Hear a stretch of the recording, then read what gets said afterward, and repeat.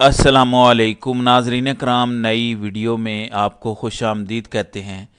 سب سے پہلے آپ کو ایک آواز سنوانا چاہتا ہوں ایک منظر میں جو کچھ آزاد کشمیر میں ہو رہا ہے۔ یہ چند سیکنڈ کا کلپ ہے، سنیں، اس کے بعد آپ کو بتاتا ہوں کہ کیا خبریں آ رہی ہیں۔ یہ بران کوٹ کی سرزمین ہے، یہ کشمیر کی سرزمین ہے، یہاں پہ غازی پیدا ہوئے ہیں۔ کشمیر ہے، یہ میرا بھائی کہتا ہے کہ دوبارہ بتانا کہ یہ ڈی چوک نہیں ہے، کشمیر ہے، کشمیر ہے، کشمیری اپنا حق دینا چاہتے ہیں۔ جی، بڑے خطرناک اعلان ہو رہے ہیں، ان کو عقل نہیں آ رہی۔ کشمیری کہہ رہے ہیں کہ یہ ڈی چوک نہیں ہے، یہ کشمیر ہے، کشمیری اپنا حق لینا جانتے ہیں۔ تو سب کچھ ان کے ہاتھ سے نکل چکا ہے۔ ایک شخص جو کراچی سے لے کر گلگت اور کشمیر تک پورے ملک کو ایک لڑی میں پروئے ہوئے ہے، اس کو انہوں نے جیل میں ڈالا ہوا ہے۔ اب ہر جگہ پہ شورش ہے، ہر جگہ پہ پریشانی ہے، ہمارا ملک لہو لہو ہے ان کی ضد کی وجہ سے کہ ہم نے اقتدار میں رہنا ہے، کسی اور کو آنے نہیں دینا۔ لیکن جو صورتحال بن رہی ہے، آپ کو اس سے آگاہ کرنا ضروری ہے۔ ناظرین کرام، کمپنی مذاکرات کا چورن لے کر میدان میں اتری ہوئی ہے۔ آپ کو پتا ہے کہ عمران خان نے جو 2 مطالبات رکھے تھے، اس کے لیے ایک کمیٹی بنائی تھی جس میں 5 یا 6 لوگ ہیں، اور 14 دسمبر سے عمران خان نے کہا تھا کہ ہم ایک مہم کا آغاز کریں گے جو سیول ڈس اوبیڈینس کی مہم ہے، سیول نافرمانی کی مہم ہوگی، جس کا آغاز اوورسیز پاکستانی کریں گے۔ اب یہ جو ملاقاتیں ہو رہی ہیں شہر اقتدار میں، اس کے بعد جو صورتحال سامنے آ رہی ہے، میں آپ کو اس سے آگاہ کر دیتا ہوں۔ جے یو آئی فے پہ نظر رکھیں، اور وہاں پر خاص طور پر فضل الرحمان اور سینیٹر کامران مرتضیٰ کے جو بیانات آ رہے ہیں ان پہ نظر رکھیں۔ جو کمپنی کا پلان ہوتا ہے وہ ان کے منہ سے نکلتا ہے، کیونکہ ان کو آگاہ کیا جاتا ہے کہ آگے کرنا کیا ہے، کیسے کرنا ہے، اور پھر یہ اس کا ماحول بناتے ہیں۔ پیپلز پارٹی ختم ہو چکی، نون لیگ ختم ہو چکی، وہ جو بات کرتے ہیں وہاں وہ قابل قبول نہیں ہے۔ فضل الرحمان کو تھوڑا سا اٹھانے کی کوشش کی گئی 26ویں ترمیم کے دوران، لیکن فضل الرحمان کیونکہ سستا سودا کر گئے ایک بار پھر، لیکن اس کے باوجود ان کا استعمال کیا جا رہا ہے۔ جو چیزیں سامنے آئی ہیں اس سے آپ کو آگاہ کر دیتا ہوں۔ مذاکرات عمران خان تو مان نہیں رہے، وہ کہتے ہیں کہ مینڈیٹ واپس کرو یا نئے الیکشن کرواؤ۔ اب اگر کنڈیشنلی کوئی کہہ دیتا ہے، یہ ایک ہائپوتھیٹیکل سینیریو ہے، اس کو آپ نے سمجھنا ہے۔ خبروں میں سے ہم نے تجزیہ نکالنا ہوتا ہے کہ اصل صورتحال کیا ہے۔ ہائپوتھیٹیکلی میں آپ کو اس سچویشن میں بتا رہا ہوں کہ اگر مذاکرات میں یہ کہہ دیتے ہیں کہ نئے الیکشن کی آپ کی ڈیمانڈ مانی جا سکتی ہے، لیکن فوری طور پر نہیں، کیونکہ اس ٹائم نون لیگ کی حکومت ہے، نہ آپ کو الیکشن کمشنر قبول ہے، نہ آپ کو فلاں قبول ہے، نہ فلاں قبول ہے، تو ایسا کرتے ہیں ایک قومی حکومت بن جاتی ہے، آپ اس کا حصہ بن جائیں۔ یہ قومی حکومت کچھ اصلاحات لے کر کچھ تبدیلیاں کر لے، کچھ آپ سجیسٹ کر لیں کہ کیا کرنی ہے، الیکشن کمشنر آپ لوگ اپنا چوز کر لیں جو آپ کو لگتا ہے کہ سب کے لیے قابل قبول ہوگا، اور کچھ دیگر موڈیلٹیز طے کر لیں۔ جتنا ٹائم لگ جائے گا اس میں، اور اس کے بعد پھر ہم الیکشن کی طرف جا سکتے ہیں، یعنی سال 1.5 سال 2 سال مزید گزر جائیں گے اس طرح۔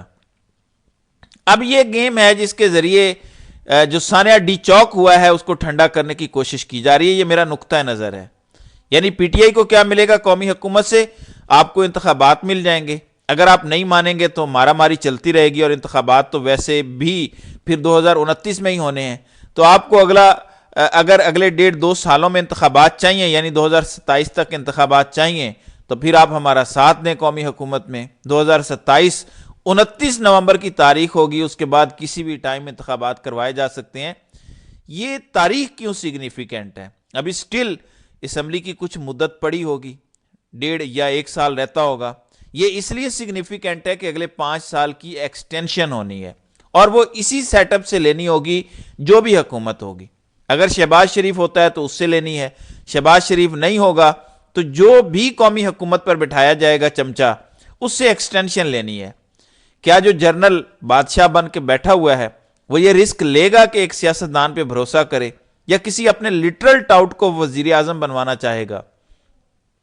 لٹرل ٹاؤٹ سے مراد ہے کہ ایک تو ہے نا کہ نون لیگ ٹاؤٹ ہے، ایک یہ ہے کہ آپ کی جماعت ہے، جیسے فیصل واڈا ہے، محسن نقوی ہے، کیا کسی ایسے بندے کو بنوا دیا جائے کیونکہ اب تو فارم 47 پہ سیٹ جتوانی ہے، اب تو محسن نقوی کو جدھر مرضی سے الیکشن لڑوا دیں اور فارم 47 پہ کہیں کہ وہ جیت گیا ہے، اس کو وزیر اعظم بنا دیں، کوئی مسئلہ ہے؟ ہو سکتا ہے یہ. تو یہ ساری صورتحال اس ٹائم شہر اقتدار میں ہے کہ کہا جائے کہ مذاکرات میں نرمی دکھا دیں، پیچھے ہٹ جائیں، اور اس کے بعد ایک ٹاؤٹ لانچ کیا گیا ہے ان چیزوں سے توجہ ہٹانے کے لیے اور گالیوں کا رخ کسی اور طرف موڑنے کے لیے کہ عوام اس ٹائم سخت تپی ہوئی ہے اور عوام کا غصہ بہت زیادہ ہے. تو آپ کو پتہ ہے کہ یہ شخص ہر کچھ عرصے کے بعد آ جاتا ہے اور آ کے کوئی نہ کوئی ایسی بونگی مار دیتا ہے. شاہد آفریدی نے کیا کہا ہے میں آپ کو بتا دیتا ہوں. وہ ٹویٹ میں لکھتا ہے کہ ملک چلانے کی بات ہے، سارے بیٹھتے ہیں اور ملک کو لے کر چلتے ہیں. اگر آپ کی نیت ہے تو ملک کو لے کر چلو.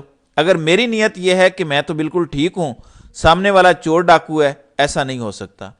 اس نے ایک اور بھی بیان دیا اسی نشست میں کہ پی ٹی آئی کی حکومت چلی گئی تھی تو پی ٹی آئی کو بس مؤثر اپوزیشن کرنی چاہیے تھی پارلیمنٹ کے اندر.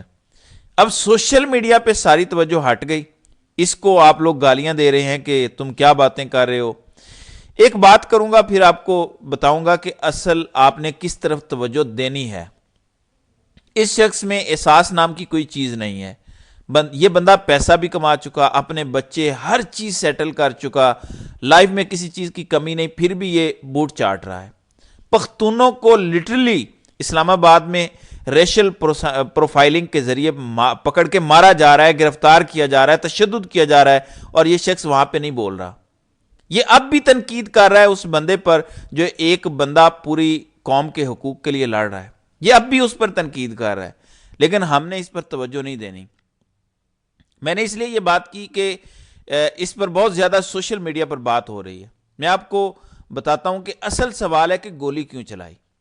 اس طرح کے ٹاؤٹ بولیں تو آگے سے سوال کریں کہ باقی سب تمہاری مان لیتے ہیں، بیٹھ جاتے ہیں، اسمبلی میں بھی بیٹھ جاتے ہیں، تم یہ بتاؤ گولی کیوں چلائی، اپنے لوگوں کو قتل کیوں کیا، کیوں مودی کو خوش کیا. دیکھیں 9 مئی کے بارے میں یہ بیانیاں بنا رہے تھے کہ جو کام بھارت نہیں کر سکا، جو ہمارا دشمن نہیں کر سکا 77 سالوں میں، وہ انہوں نے کر دیا ہے. یعنی کور کمانڈر کا گھر جلا دیا، وہاں تک تو بھارت بھی نہیں پہنچ سکا تھا. ایون 65 کی جنگ میں بی آر بی نہر نہیں پار کر سکا تھا بھارت. یہ ان کا بیانیہ ہے کہ وہ کام انہوں نے کیا ہے 9 مئی کو جو دشمن نہیں کر سکا.